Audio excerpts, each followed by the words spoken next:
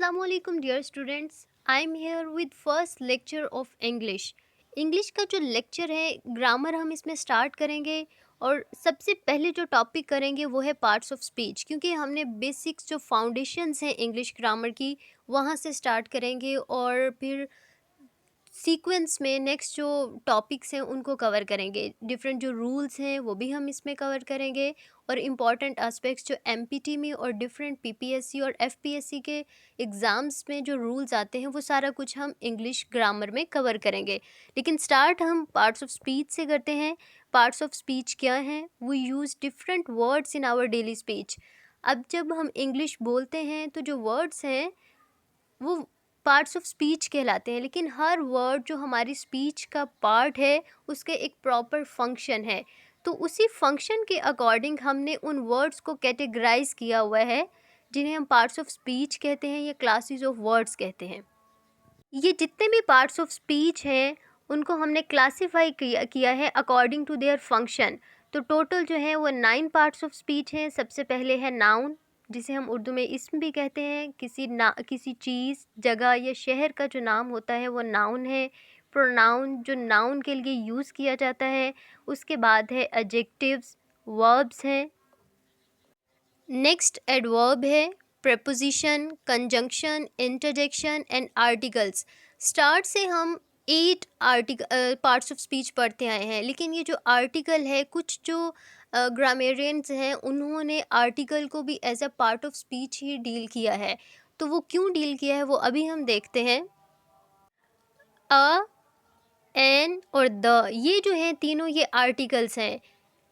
Articles जो है इनको भी 9th part of speech consider किया जाता है। जो आर्टिकल है मेनली वो एडजेक्टिव है, लेकिन हमने इसको सेपरेटली पार्ट ऑफ स्पीच क्यों बनाया है कि जो आर्टिकल्स हैं ये बिहेव करते हैं एज अ डिटरमाइनर। डिटरमाइनर मतलब कि ये किसी भी नाउन या प्रोनाउंस के साथ जब ये होता है तो ये स्पेसिफाई कर देते हैं उसको कि वो किस कैटेगरी का नाउन और प्रोनाउन है, वो जनरल है या वो स्पेसिफिक है। ठीक है, तो इस वजह से जो आर्टिकल है उसको as a separate part of speech deal किया जाता है। अब ये जितने भी 9 पार्ट्स ऑफ स्पीच हैं हम सीक्वेंस में उनको डिटेल से देखेंगे। सबसे पहले जो पार्ट ऑफ स्पीच है दैट इज़ नाउन। नाउन क्या है? It is a word that is used for giving name to a person, place, thing और आइडिया। नाउन वो लफ्ज़ है जो किसी भी शख्स का, किसी जगह का या किसी चीज़ या किसी नज़रिए का नाम है। ठीक है, तो वो नाउन कहलाता है। अब पर्सन देखें, अली एक पर्सन है। अब नेक्स्ट है प्लेस। प्लेस यानी किसी जगह का नाम, जैसे लाहौर। ठीक है, एक शहर है जिसका नाम है। नेक्स्ट है थिंग, कोई चीज़, फॉर एग्ज़ाम्पल चेयर। आइडिया यानी ब्यूटी। ये है नाउन, यानी किसी शख्स को, किसी जगह को या किसी चीज़ को जब हम नाम देते हैं तो वो नाम जो है वो नाउन कहलाता है। नाउन जो है वो उसके डिफरेंट काइंड्स हैं। सबसे पहली जो है वो प्रॉपर नाउन। प्रॉपर यानी किसी पर्टिकुलर पर्सन या प्लेस या किसी थिंग का वो पर्टिकुलर हो, ख़ास हो, उसको जब हम कोई नाम दें तो वो कहलाता है प्रॉपर नाउन। यानी अहमद लड़के का नाम है लेकिन उसको एक प्रॉपर नाम दिया गया है, इस वजह से इसको प्रॉपर नाउन कह रहे हैं। लाहौर सिटी है। ठीक है, अगर हम जनरल वर्ड सिटी यूज़ करते तो वो कॉमन नाउन होता, लेकिन हमने अब उस शहर का एक प्रॉपर नाम यूज़ किया है तो ये प्रॉपर नाउन है। द होली कुरान, ये भी प्रॉपर नाउन है। नेक्स्ट सेकंड काइंड है नाउन की कॉमन नाउन। कॉमन नाउन जो किसी कॉमन पर्सन, प्लेस और थिंग, यानी हम जनरल जब कोई वर्ड यूज़ करें, for example a boy, a girl. ठीक है, यहाँ पे कोई स्पेसिफाई नहीं कर रहा कि कौन सा बॉय कौन सा गर्ल, नाम क्या है उसका। ठीक है, तो एक जनरल वे में हमने एक कॉमन वर्ड यूज़ किया है तो वो कहलाएगा कॉमन नाउन। सिटी, अब नहीं पता कौन सा सिटी, दुनिया में बहुत ज़्यादा सिटीज़ हैं। ठीक है, अब बुक, ठीक है, यहाँ पे भी कोई स्पेसिफाई नहीं किया गया, किसी प्रॉपर बुक का नाम नहीं लिया गया, इस वजह से इसे कहेंगे कॉमन नाउन्स। नेक्स्ट जो है third kind that is collective noun. Collective noun का मतलब है कि हम किसी ग्रुप के लिए एक नाउन यूज़ करें। अ ग्रुप, कलेक्शन और मल्टीट्यूड ऑफ सिमिलर थिंग्स। और ये जो ग्रुप है, ये जो कलेक्शन है वो एक ही जैसी चीज़ों की होनी चाहिए। फॉर एग्ज़ाम्पल जो आर्मी है, ठीक है, इसमें सारे जो सोल्जर्स हैं वो आएँगे। अब पुलिस जो है उसमें जो एक फ़ोर्सेस हैं वो आएँगी, ठीक है। तो हम पुलिसेस वर्ड यूज़ नहीं करते, पुलिस वर्ड यूज़ करते हैं, जो पाकिस्तान की जितने भी पुलिस है उसको कवर करती है। तो ये कलेक्टिव नाउन है कि एक वर्ड हमने यूज़ किया है और पूरी जो कलेक्शन है वो उसको रिप्रेजेंट करती है। फॉर एग्ज़ाम्पल एक क्लास है, तो हम एक क्लास यानी 9th क्लास कर लें, हम उसकी बात कर रहे हैं, तो ये जो क्लास है उसमें बैठे जितने भी स्टूडेंट्स हैं ये उसको रिप्रेजेंट करेगी। इस वजह से इन नाउन्स को कहते हैं कलेक्टिव नाउन। फोर्थ काइंड है मटेरियल नाउन। मटेरियल यानी मादी चीज़, अ टेंजिबल थिंग। टेंजिबल का मतलब होता है ऐसी चीज़ जिसे हम छू सकें, पकड़ सकें। डोनेट्स द मैटर, जो मादा से बनी हुई किसी चीज़ को डोनेट करे, और substance of which things are made. For example water. Water जो है टेंजिबल है, पकड़ सकते हैं हम, एक मटेरियल है। मिल्क, कॉटन, ये जो नाउन्स हैं जो किसी मटीरियलिस्टिक थिंग को जाहिर करेंगे, these are called material nouns.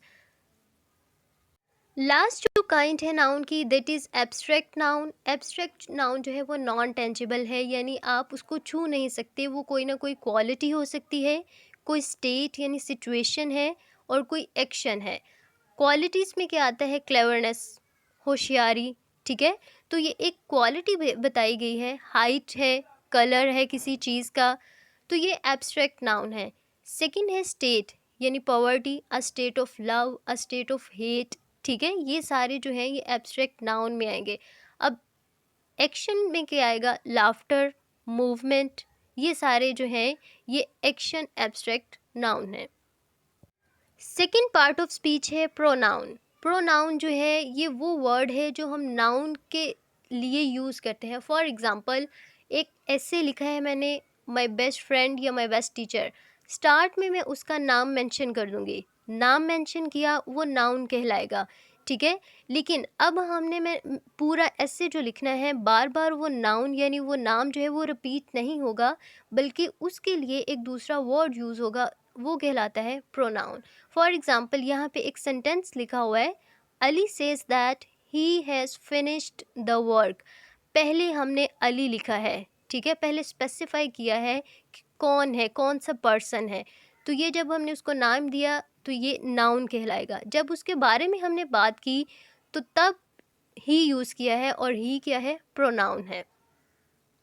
Pronoun की भी डिफरेंट काइंड्स हैं। सबसे पहली जो काइंड है that is personal pronoun. Personal pronoun वो प्रोनाउन है जो किसी पर्सन के लिए यूज़ किया जाता है। For example I, we, you, he, she, they वगैरह जो है ये पर्सनल प्रोनाउंस हैं।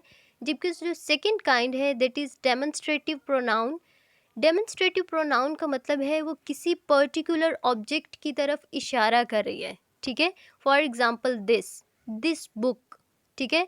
तो वो किसी एक चीज़ के बारे में उसको पॉइंट आउट कर रही है, दीज, दैट, दोज, ये सारे जो हैं वो डेमोन्स्ट्रेटिव प्रोनाउंस हैं।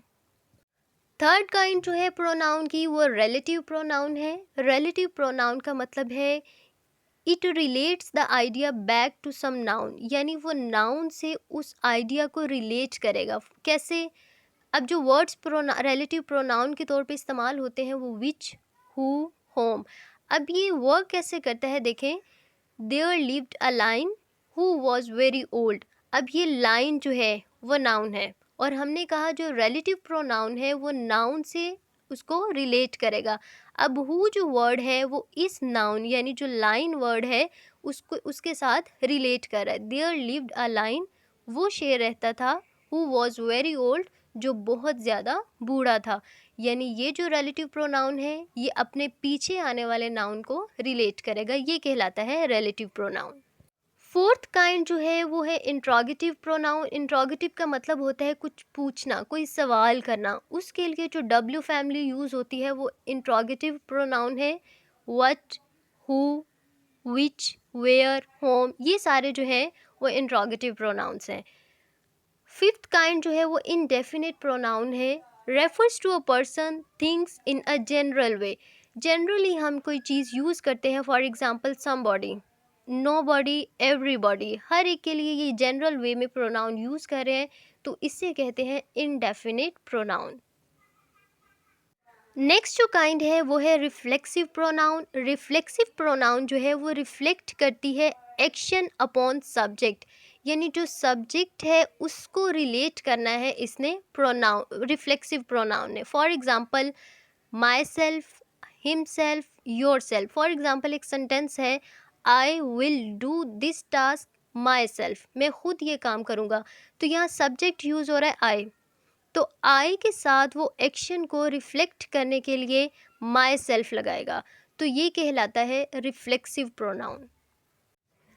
अब लास्ट काइंड जो है प्रोनाउन की, दैट इज़ डिस्ट्रीब्यूटिव प्रोनाउन।